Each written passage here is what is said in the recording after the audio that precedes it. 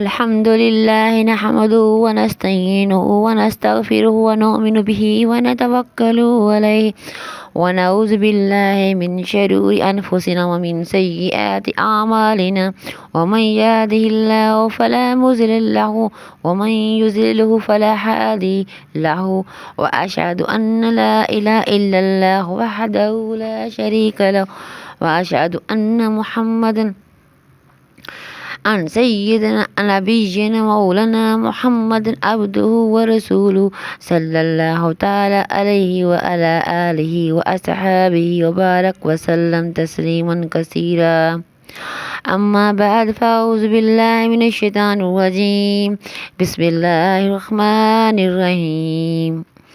ياسين والقرآن الحكيم إنك لمن المرسلين على صراط مستقيم تنزيل العزيز الرحيم صدق اللہ العظیم.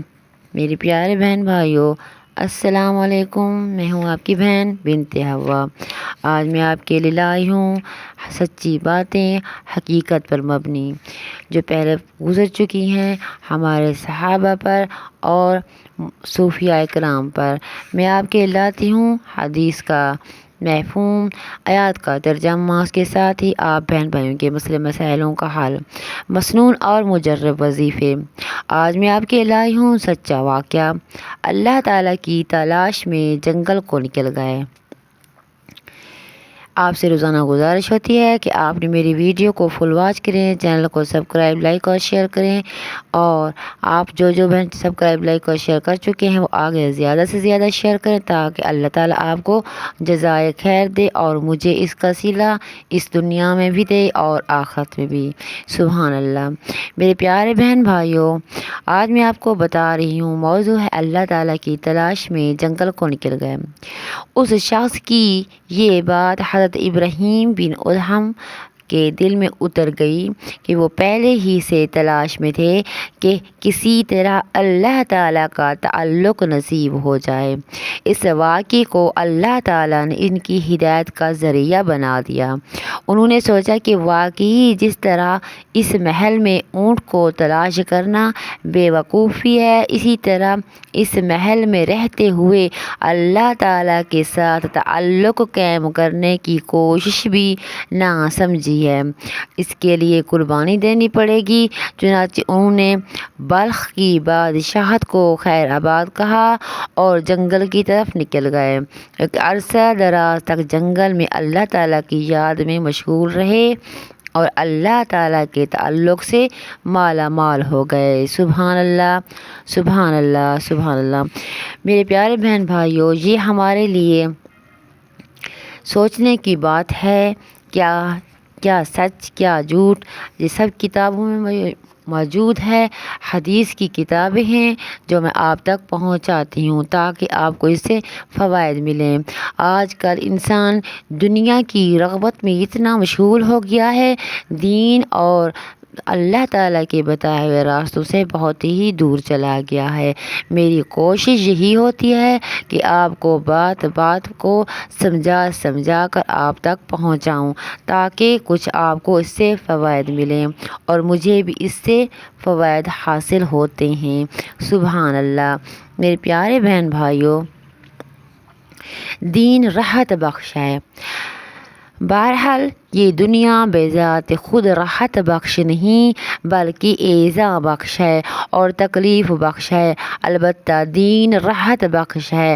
میرے پیارے بہن بھائیوں، اس سے آپ خود ہی سمجھ لیجئے. جب ہم 5 وقت کی نماز پڑھ لیتے ہیں اور قرآن پاک کی تلاوت کر لیتے ہیں، اس کے بعد دل کو سکون مل جاتا ہے. اس لیے کہتے ہیں کہ دین راحت بخش ہے.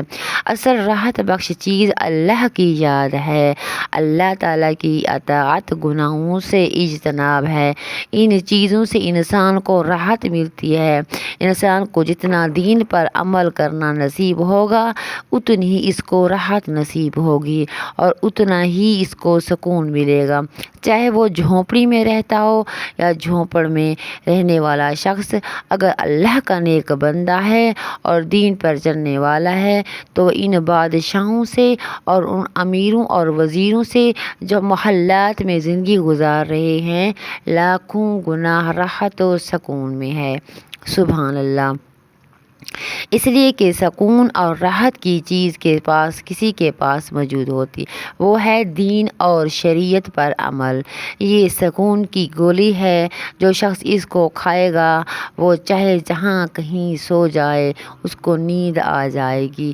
جس شخص کے پاس یہ گولی نہیں ہوگی وہ دماغ کی خشکی کی وجہ سے ساری رات جاگتا رہے گا، چاہے وہ اپنے محل میں ایئر کنڈیشن والے کمرے میں نرم بستر پر لیٹا ہوا ہی کیوں نہ ہو۔ اس لیے کہتے ہیں کہ دین میں راحت ہے، جتنا ہو سکے اللہ تعالیٰ کی رسی کو مضبوطی سے تھامے رہو۔ دنیا کی حقیقت۔ میں پیارے بہن بھائیوں، دنیا کی حقیقت کیا ہے؟ دنیا کے بارے میں ایک عربی مضمون بڑا ہی عجیب ہے، وہ یہ ہے: ان ادبرت سارت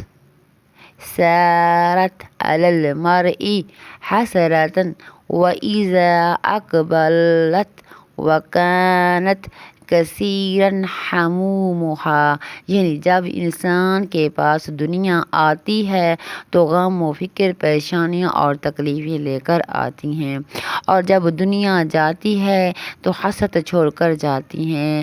لہٰذا جس شخص کے پاس پیسہ آ رہا ہے وہ یہ نہ سمجھے کہ یہ پیسہ راحت اور آرام لے کر آ رہا ہے، بلکہ جتنا پیسہ زیادہ آ رہا ہے اور جتنی دولت زیادہ بڑھ رہی ہے، اسی تناسب سے اس کی تکلیفوں میں اضافہ ہو رہا ہے، اس کی فکروں میں اور اس کے غم میں اور اس کی پریشانیوں میں اضافہ ہو رہا ہے، اس کا سکون کم ہوتا جا رہا ہے، اس کی راحت و آرام میں کمی آ رہی ہے۔ اگر دولت آ کر واپس چلی جائے تو پھر بھی غم ہی غم، حسرت ہی حسرت، افسوس ہی افسوس۔ لہٰذا یہ دنیا آئے تو مصیبت اور جائے تو مصیبت۔ میرے پیارے بہن بھائیوں، آپ تک میں نے جو باتیں پہنچائی ہیں، ایک تھی جو اللہ تعالیٰ کی تلاش کے لیے جنگل میں نکل پڑے اپنا بادشاہت، اپنا محل چھوڑ کر، دوسرا دنیا کی حقیقت اور دین کی راحت، یعنی دین میں کتنی راحت ہے۔ میرے پیارے بہن بھائیوں، اسباب راحت موجود، راحت مفقود۔ اسباب راحت موجود، راحت مفقود۔ بہرحال یہ تو مرنے کے بعد کا حال ہے۔ زندگی میں کسی کے مالدار سے جا کر پوچھ لو کہ تم اپنے گھر میں آرام سے ہو یا تکلیف میں، اکثر ان کا یہ حال ہوتا ہے کہ ان کے پاس راحت کے سارے اسباب موجود ہوتے ہیں لیکن راحت نہیں ہوتی۔ وجہ یہ ہے کہ راحت تو دین پر چلنے سے ملتی ہے، اللہ کی یاد میں سکون ملتا ہے، دنیا کے اسباب میں سکون نہیں ملتا۔ لہٰذا اگر اللہ کے دین پر عمل نہیں ہے اور گناہوں سے بچنے کا اہتمام نہیں ہے اور شریعت پر عمل نہیں ہے تو پھر چاہے دنیا کی ساری نعمتیں اور راحتیں اس کے پاس موجود ہوں، دولت اس کا گھر بھرا ہوا ہو، بینک بیلنس اس کے پاس اتنا ہو کہ اس کے بیٹے بھی کھائیں اور پوتے بھی کھائیں تو بھی ختم نہ ہو، تب بھی وہ شخص انتہائی بے چینی و بے سکونی کا عالم میں ہوگا، اس لیے کہ اسباب دنیا راحت بخش نہیں ہوتے بلکہ تکلیف بخش ہوتے ہیں۔ انسان کے پاس جتنی دولت آتی ہے یہ انسان کے پاس تکلیف اور مصیبت لے کر آتی ہے۔ جزاک اللہ خیر۔ میرے پیارے بہن بھائیوں، جتنی میں نے آپ کو باتیں بتائی ہیں یہ سمجھنے کی باتیں ہیں اور غور کرنے کی باتیں ہیں۔ میں اصلاحی بیان لے کر آتی ہوں جو آپ تک پہنچاتی ہوں تاکہ آپ کو اس سے فوائد ملتے رہیں۔ میرے پیارے بہن بھائیوں، جس طرح ایک مالدار شخص ہوتا ہے یا پھر عورت ہوتی ہے یا انسان ہوتا ہے، اس طرح کہنے جب ایک مالدار انسان ہوتا ہے اس کو ایسے سمجھ لیں کہ 98% یہ ہوتا ہے کہ کسی طرح یہ 100 ہو جائیں، لیکن کوشش میں وہ 100 پورا نہیں ہوتا۔